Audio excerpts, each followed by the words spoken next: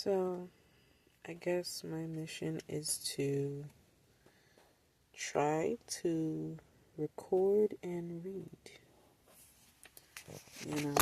Try to do that for myself without being embarrassing. Not a great start, but it's a start. So, what's the first book that's going to be in my hand in this moment? The first book is The Constitution of the United States of America and Other Founding Documents.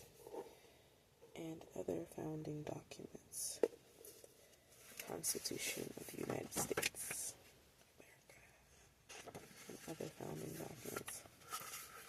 Constitution of the United States of America, the amendments, the Articles of Association, thoughts on government, the Declaration of Independence, the Virginia Plan, the Northwest Ordinance, the Articles of Confederation, President George Washington's first inaugural address. All that's in here in this small ass book. Okay, I feel like something's gonna be missing. All right, we gonna go through it. Click on introduction. Shit. So the introduction is on page 7. And the Constitution of the United States of America is on page 27. So I got to go through 20 pages. 10 pages front and back. 20 pages of reading. Maybe 21. The Constitution of the United States is the oldest written national constitution in the world. It was debated and written during the hot summer of 1787 in Philadelphia by the Constitutional Convention and ratified by individual state conventions during the winter of 1787 and into the spring of 1788. The final document was the product of a combination of ancient and Enlightenment ideas about government and Americans' revolutionary and post-revolutionary experiences.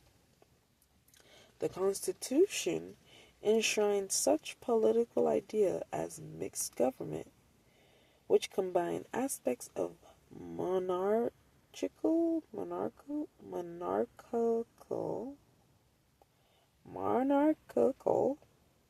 republican, and aristocratic governments, while establishing a separation of powers between the three branches of government, the executive, the legislative, and the judicial branch. Can we back it up real quick?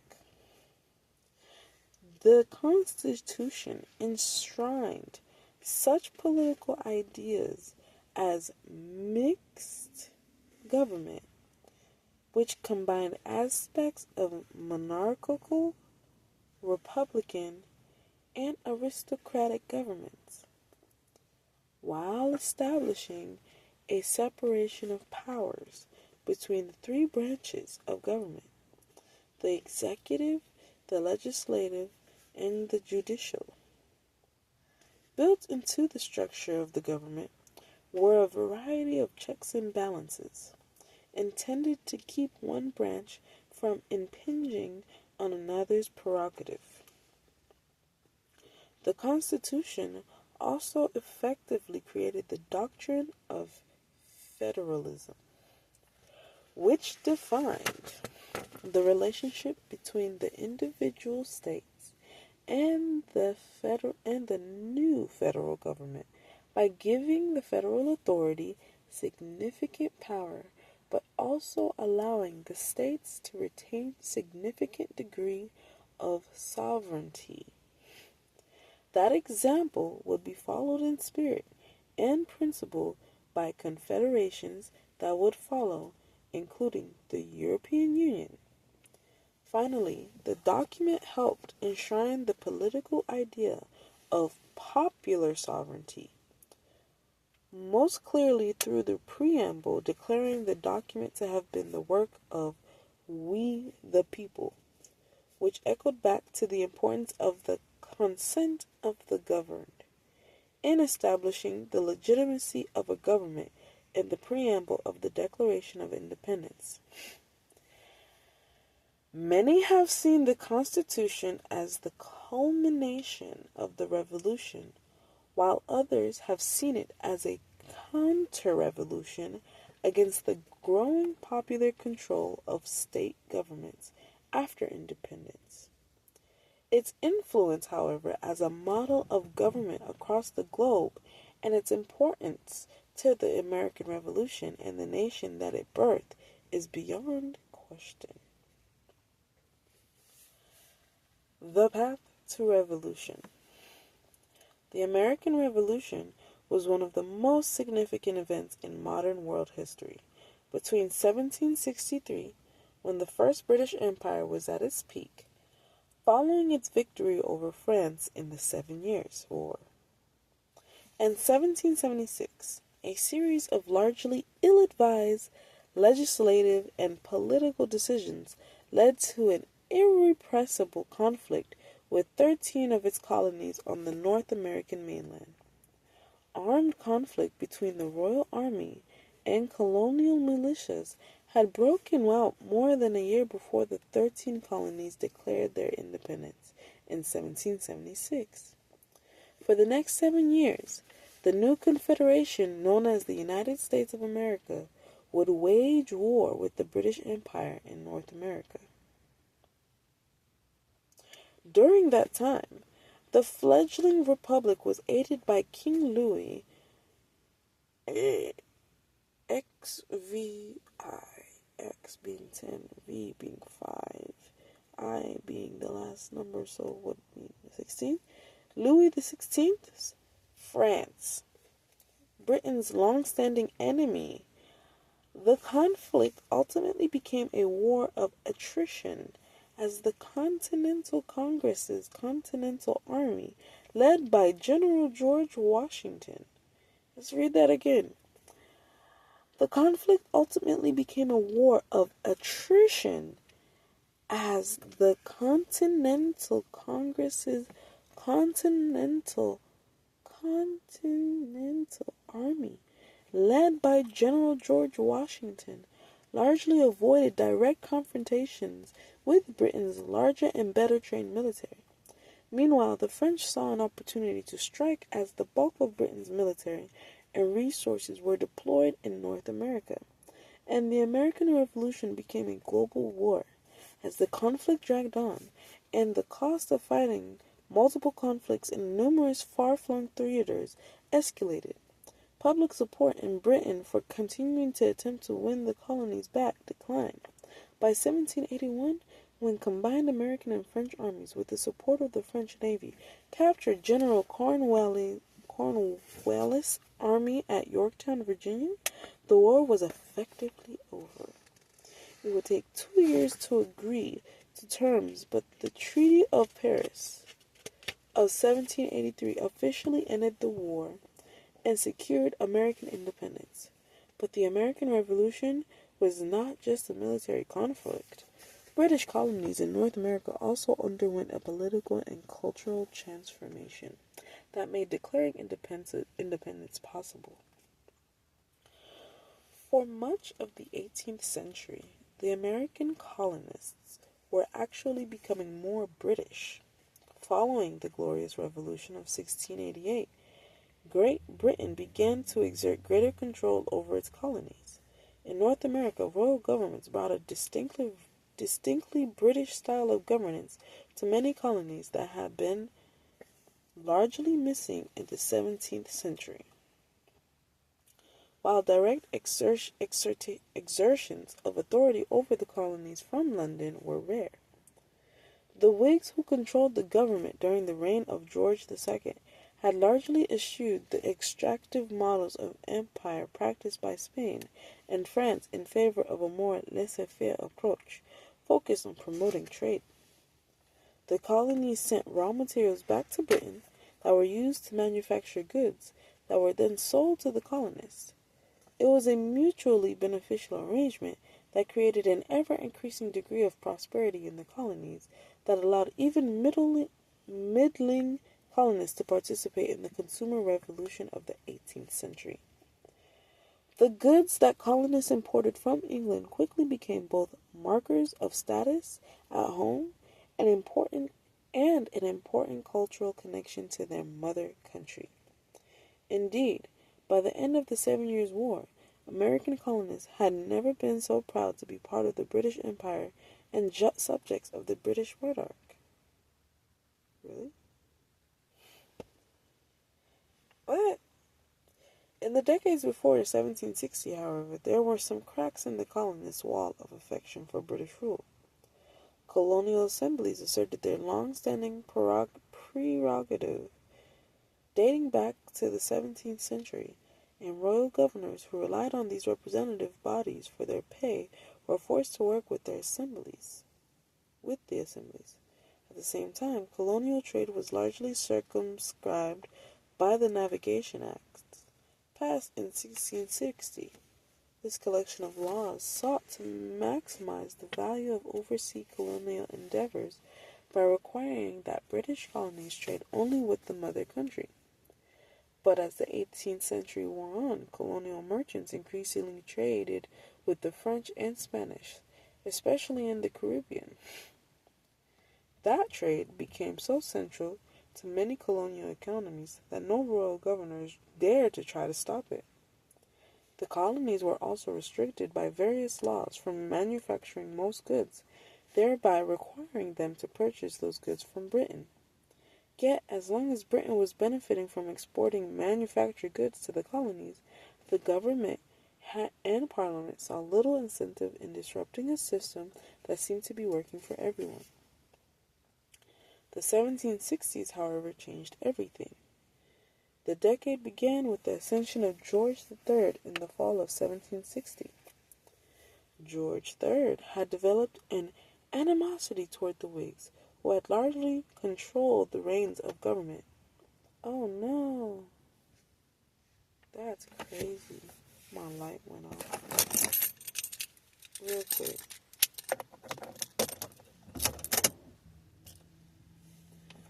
Okay. Animosity toward the Whigs, who had largely controlled the reins of government during his father's reign. Rather than continue along the same path, George III began to bring in a number of moderate Whigs and Tories into the government and his inner circle. As soon as Britain had won the 7 Years' War, his new advisors began to advocate for a very different approach to running an empire that now spanned the globe.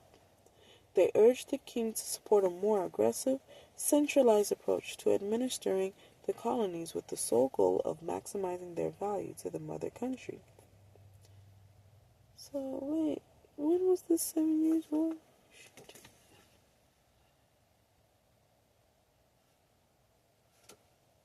I'm gonna go back.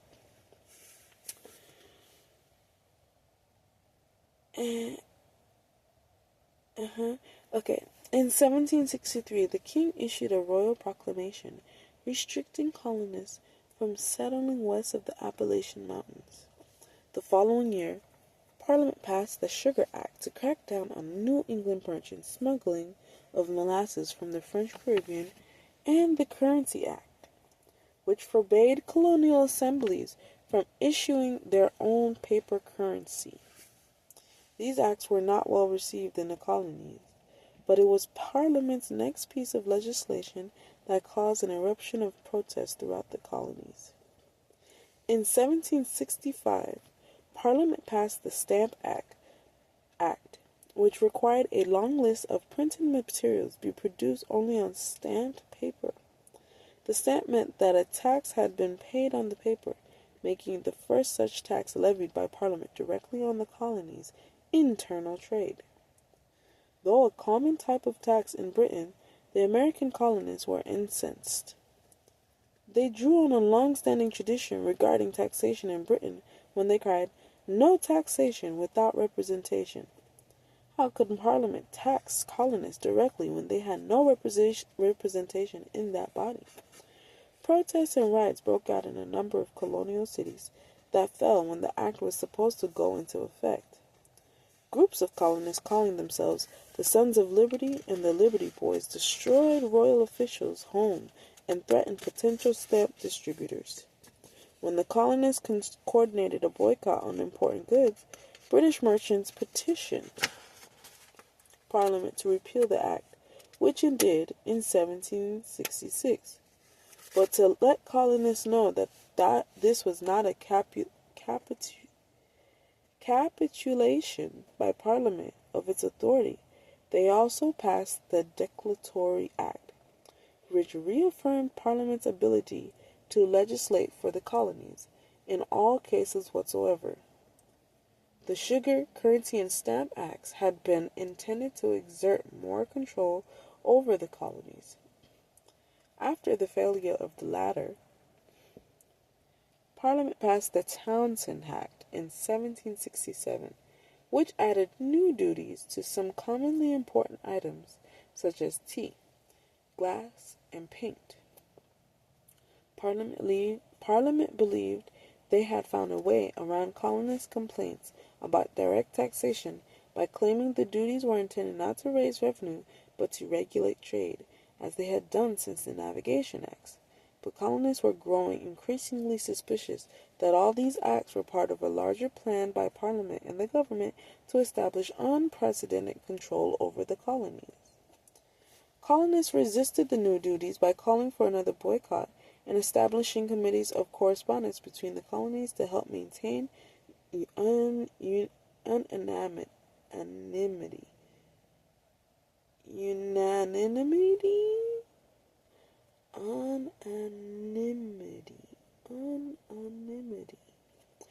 By now, colonial elites had gained control of the resistance movement, and so the resistance to the Townshend Act did not feature the kind of violent destruction of property that had occurred a few years earlier when colonists had protested the Stamp Act. Once again, the boycotts had worked, and Parliament repealed all of the new duties in 1770, save for the duty on tea. In 1773, with the East India Company in financial straits due to mismanagement, Britain passed the Tea Act, which brought the failing company under the control of Parliament. The act also allowed the company to import its tea directly to the colonies and with a lower duty than teas imported from elsewhere. Even though the act made tea from the East India Company cheaper, colonial patriots remained suspicious. They argued that this was another attempt by Parliament to get colonists to concede to paying a new tax, thereby setting a precedent. Patriots in several colony cities responded by either dumping or seizing the East Indian Company tea upon its arrival. The destruction of over 300 chests of tea effectively owned by Parliament led to a swift reprisal with the passage of the Coercive Acts. These bills effectively established a full-blown military occupation of Boston, including the closing of Boston Harbor to all trade. Parliament and the King believed that such severe actions would set an example that would keep the other colonies in line, but instead the other colonies came to the aid of Massachusetts.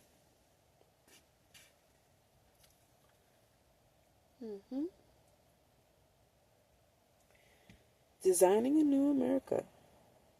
In 1774, the colonies, through their committees of correspondence, called for a Continental Congress, with delegates from each colony to meet in Philadelphia to discuss and plan an intercolonial response. The Congress met that fall with the express goal of reconciling with Parliament. In addition to sending an olive branch petition to the King, the Congress also passed its own Articles of Association to coordinate resistance throughout the colonies, also known as the Continental Association. This document was amongst the most radical passed by the Congress. It established a new non-importation, non-consumption agreement, much more extensive than previous boycotts. The new boycott went well beyond just manufactured goods, as the association temporarily halted any participation in the slave trade and established price controls on merchants. Perhaps most importantly, The association called for the creation of local committees of inspection that would monitor fellow colonists' compliance and prescribed methods for dealing with those who broke the agreement.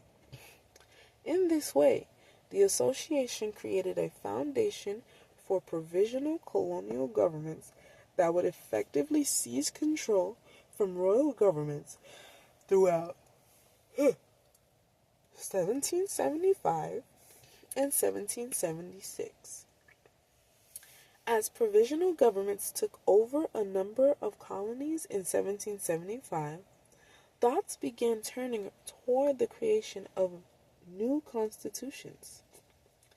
The state constitutions that would emerge just prior to independence in 1776 and in the years immediately after marked an important moment in the history of constitutionalism. The English and later British Constitution was an abstraction. It consisted of a collection of laws, legal decisions, customs, and precedents, and was not written down in its entirety. Colonists, however, having seen the potential mischief that can be caused by such ambiguity, resolved to produce written constitutions, many of which would have attached a Bill of Rights, an example taken from England's glorious Revolution of 1688. The written constitution stands as one of the signal political innovations of the American Revolution and fundamentally changed the nature of constitutionalism thereafter. When in early 1776, the North Carolina Provisional Congress decided to begin working on its own state constitution, they asked Massachusetts to delegate John Adams for suggestions. Written in the form of a letter and later published in pamphlets form, Adams' Thoughts on Government lays out his vision of a new state government that included three branches: the executive, legislative, and judicial, and a set of checks and balances. Informed by his reading of Montesquieu, Adams' pamphlet would influence multiple state constitutions and later the U.S. Constitution. The break with Britain finally came on July 2, 1776, when Congress voted on a resolution introduced by Virginia's Richard Henry Lee that read, "Resolved that these united colonies are, and of right out, to be free." Wait, back. I'm going to read it again. Quote, "Resolved that these United States are," repeat, okay. Quote, "Resolved that these united colonies are, and of right ought to be, free and independent states, that they are absolved from all allegiance to the British Crown, and that all political connection between them and the state of Great Britain is, and ought to be, totally dissolved." End quote. In anticipation of that resolution's passage, the Congress had created a committee to draft a Declaration of Independence. That included John Adams and Benjamin Franklin, but the task fell to the committee's youngest member. Thomas Jefferson had only just turned 33 years old, but he was celebrated in the Congress for his 1774 pamphlet, A Summary View of the Rights of British America. Though many changes were made by the Congress as a whole, including excising a passage blaming George III for the slave trade in the colonies. What? Jefferson produced a document that was both functional and transcendent, specific and universal. The famous preamble restates a few ideas he and many other colonists had inherited from their political culture, but also included the most definitive statement yet regarding the ideal of human equality. But while the preamble has been the focus of the document's legend, the Declaration was also intended to establish the new Confederation of Independent States on the world stage. Even more important, it was written with the goal of being able to secure much needed foreign support for the Americans' war effort. The relationship between the new states was defined by the Articles of Confederation. The document was sent to the states for ratification, another constitutional innovation of the Revolution, in November of 1777. Due partly to the ongoing war, as well as some hesitancy by a few states to submit to any kind of central authority, the Articles were not ratified until 1781, just a few months before the last decisive battle of the war. While providing for a Confederation Congress that would hold the sole ability to declare war, the Articles also secured the sovereignty of the individual states. The Confederation Congress could not levy tax, though it could request funds from the states, and it had no power to legislate for interstate. The Confederation Congress could not levy taxes, though it could request funds from the states, and it had no power to legislate for interstate trade. These shortcomings made a lot of sense in the heady days of independence and the wartime of the 1770s, but they also made dealing with many of the problems of the post-war 1780s impossible under the Confederation government. In July 1787, while a constitutional convention was meeting in Philadelphia to discuss revisions to the Articles, the Confederation Congress passed its most important laws, the Northwest Ordinance. The bill set the terms on which new territories in the Ohio Valley would be created and subsequently admitted to the Union. It also established that all unsettled western lands belonged to the federal government. As a result, it is a seminal document in the history. Seminal? What? What? Because I know Seminole. This is Seminole. Seminole document in the history of American westward settlement. Finally, the document banned slavery from the Northwest Territories. The legacy of that decision would be called upon in the 19th century by abolitionists and the Supreme Court in discussion about the federal government's right to abolish slavery. A few months later, the convention at Philadelphia, which decided from the start to forego its stated mission of revising the Articles of Confederation, concluded with a draft of a new federal constitution. The convention began with James Madison's proposal of his Virginia plan. Madison proposed a much more powerful central government than the Articles that would be divided into three branches: the executive, legislative, and judicial. His plan also called for a bicameral legislature. Bicameral legislature with a lower and upper house, each with proportional representation. Madison's representation scheme and other proposals became points of contention in the convention as smaller states resisted the plan. Nevertheless, Madison's plan served as a starting point and thereby greatly influenced the document that would emerge from the convention.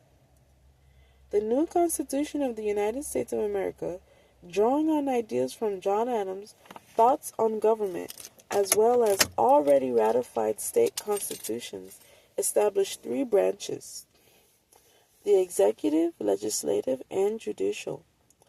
It drew on the principle of mixed government by creating a bicameral legislature with a House and Senate. Throughout the structure of government it laid out, checks and balances between the branches were included. In trying to ratify the shortcomings of the Articles, the convention produced a constitution that would not have appealed to many. if any, Americans in the summer of 1776. It created a strong centralized federal government with the ability to lay taxes and regulate trade, and an executive, the president, more powerful than many of the colonial royal governors had been. Nevertheless, the problem of the 1780s, as well as recent events, such as Shays' Rebellion, led many to support its ratification. But many were skeptical.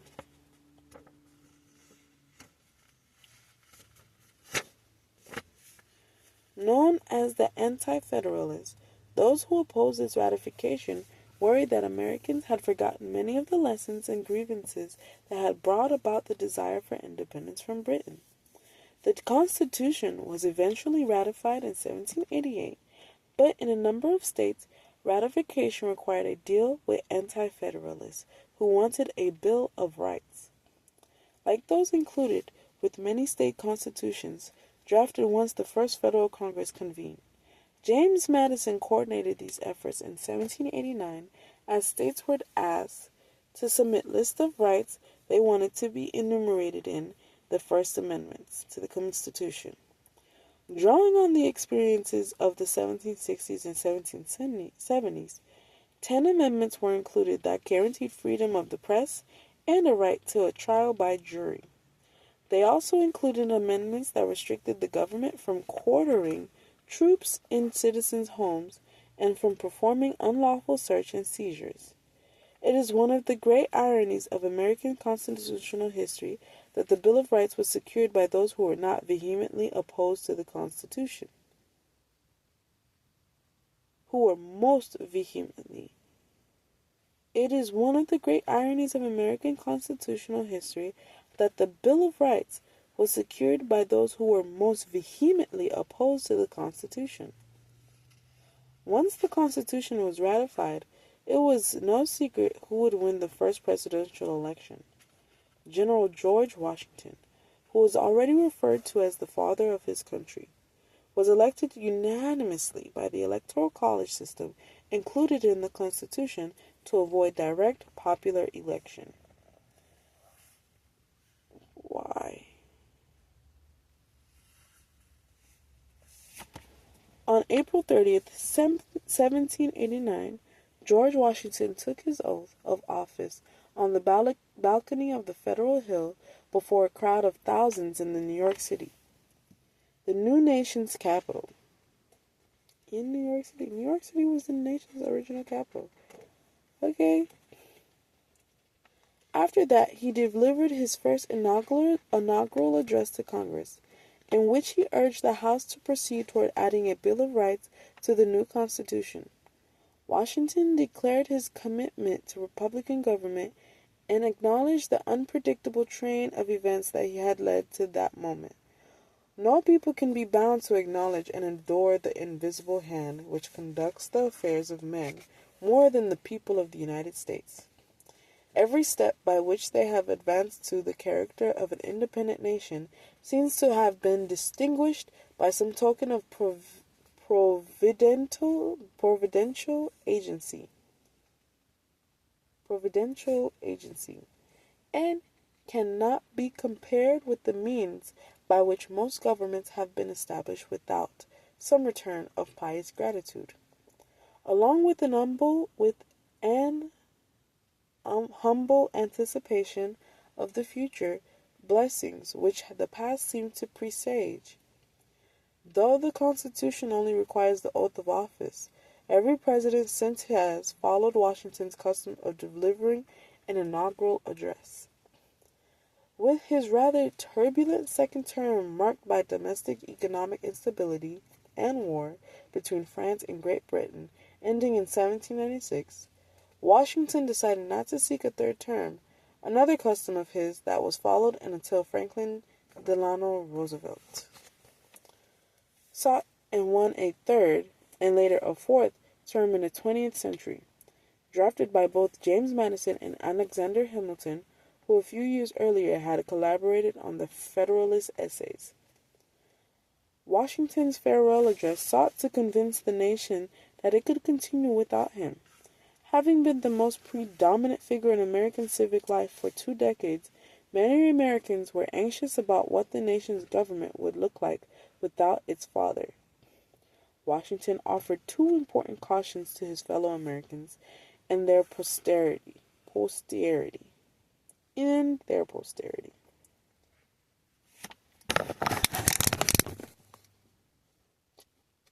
Both based on his experience as president. First, he called on Americans to eschew the party politics that had emerged out of his own cabinet thanks to conflict between Hamilton and Jefferson. Washington was a classical Republican who believed that political parties or factions were harmful to society. But by 1796, the Federalist Party of Hamilton and the Democratic Republican Party of Jefferson were already well established. Washington's final warning to his fellow Americans and their posterity was to always pursue, as he had, a policy of neutrality regarding affairs in Europe.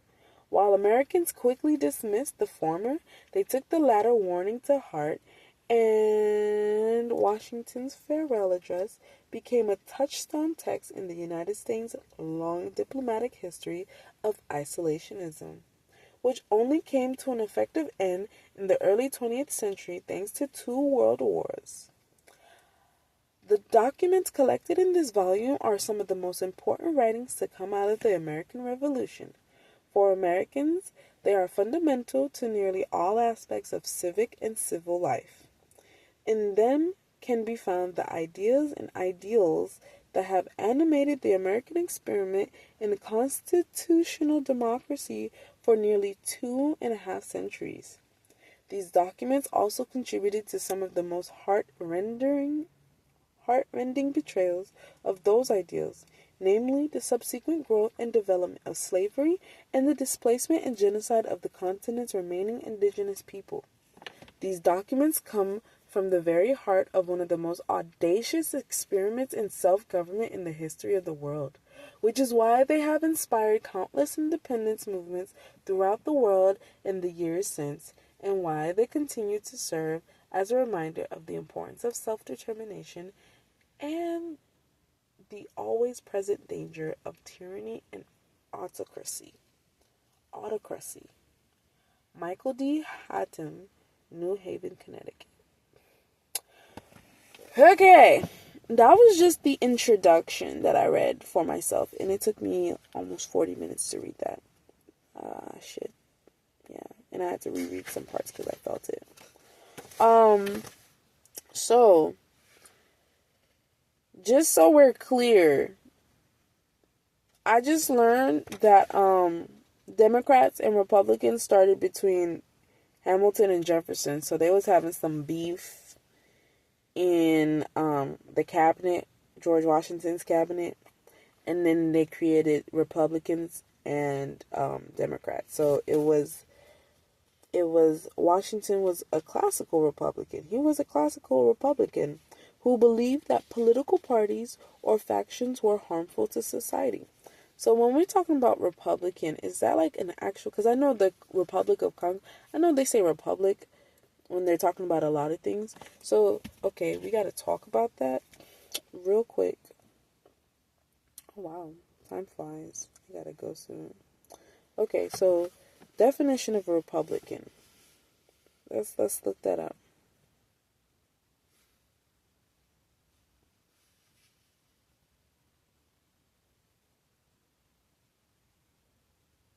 Definition of Republican or a republic. Definition of republic. Republic, noun.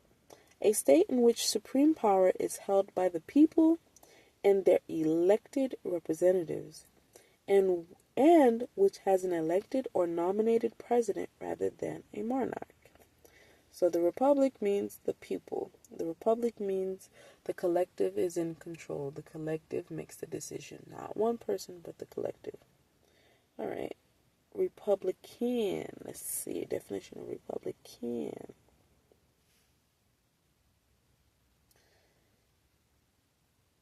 Republican. Adjective. A form of government, constitution, etc. belonging to or characteristic of a republic. Noun. A person advocating or supporting Republican government. Those who favor the continuance of the Republic made every effort to defeat the monarchists and to have Republicans elected in their place. A member or supporter of the Republican Party. Okay, I'm going to look for definition of Democrat. Democrat. Okay, so an advocate or supporter of democracy. As a Democrat, I accepted the outcome. So, democracy. Definition of democracy. Democracy. Noun. A system of government by the whole population or all the eligible members of a state, typically through elected representatives. Capitalism and democracy are ascendant in the third world. Similar. Representative government. A state governed by a democracy, plural noun, democracies. Control of an organization or group by the majority of its members. Hmm.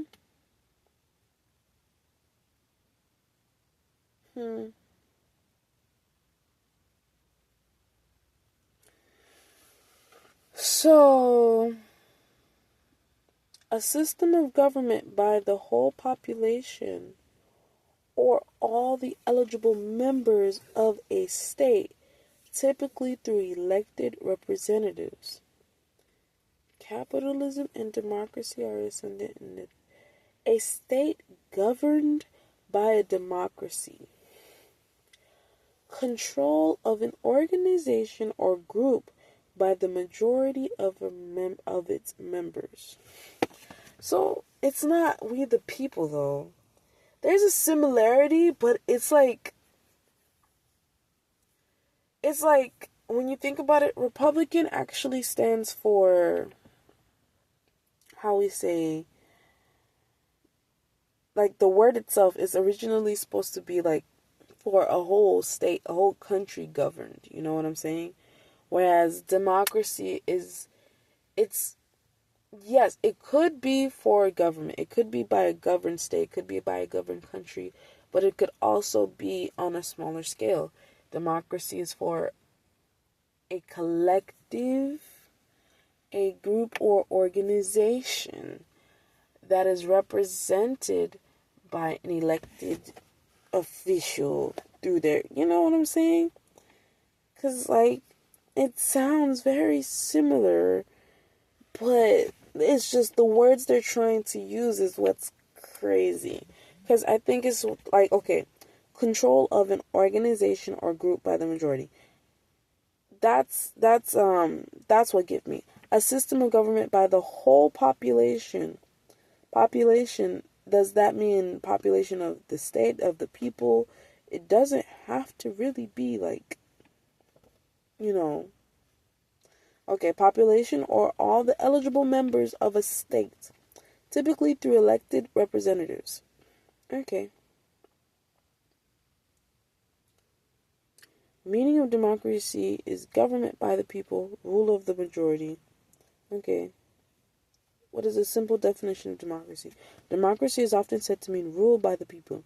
An example of this is any state system of government in which people vote their elected representative into parliament. Government is elected by citizens. Here, citizens vote for their government. The United States is a representative democracy. This means that our government is elected by citizens. Here, citizens vote for their government officials. Okay, cool. Go back to Republic. Democracy of republic. Definition of republic. A state in which supreme power is held by the people,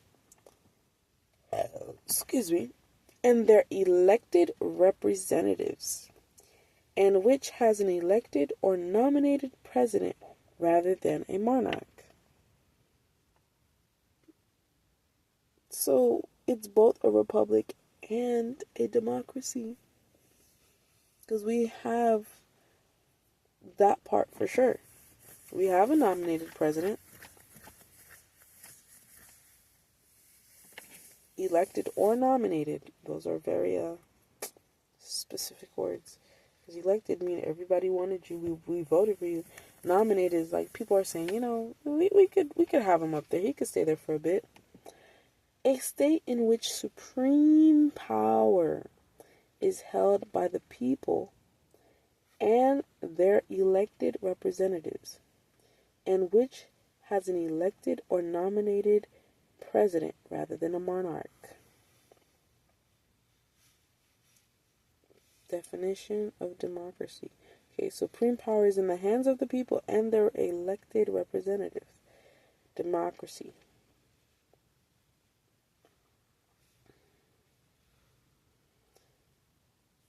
A system of government by the whole population or all the eligible members of a state, typically through elected representatives.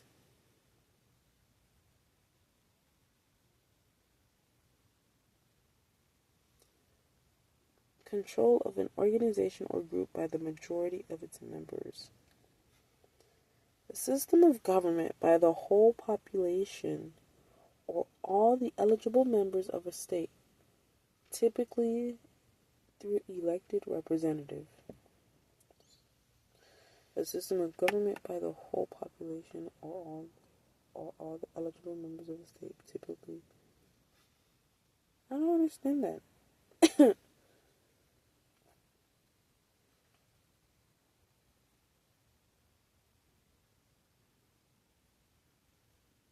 Okay, Wikipedia. Wikipedia's always a friend.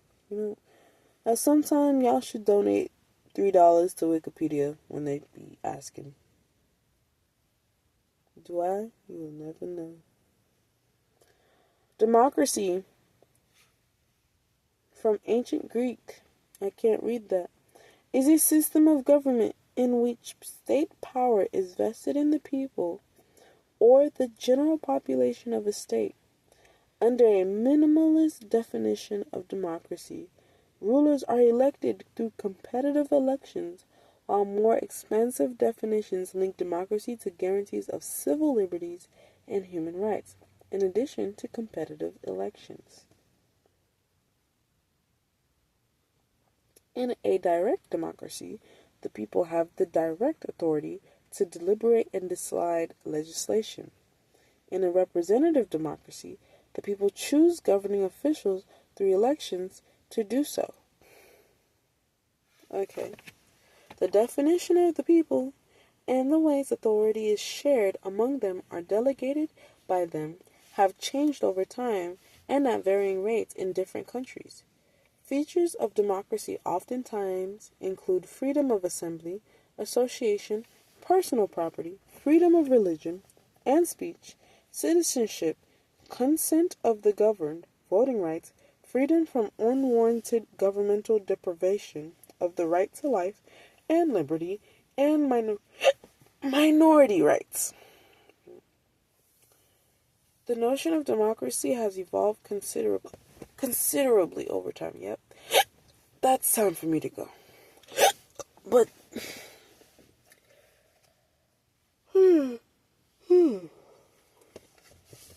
I should write something down in here. This is my book. Where's my pencil? Oh no, my key. Wow, that's important.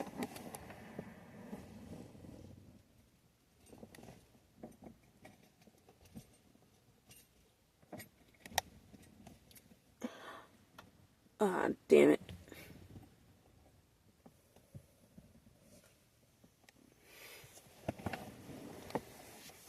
And the lights off.